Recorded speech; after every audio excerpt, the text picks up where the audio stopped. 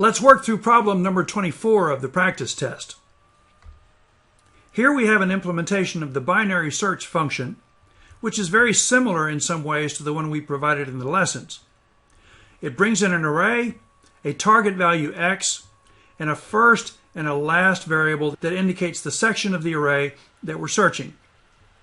While we still have values to look at, assign a middle value, and then if that target is less than that value in the middle position, then reassign last to be mid, which essentially gives us the left half of the list. Otherwise, reassign first to be mid, which gives us the right side of the list.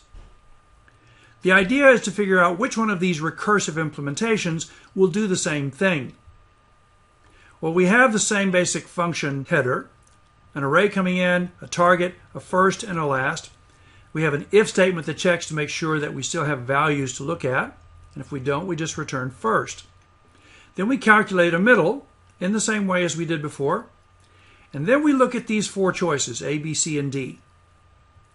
If you look carefully, all of them have essentially the same first part, and it's checking to see if x is greater than or equal to the middle position. So that's a reverse in the logic, but it will still work. You just have to send it to the right side first, otherwise the left side. So you're trying to find out which one of these combinations does that. Look at A. A says send it to the left side, then to the right side. Well, that's reversed from what we want. B uses the same markers but has those reversed, which totally messes things up because it's overlapped.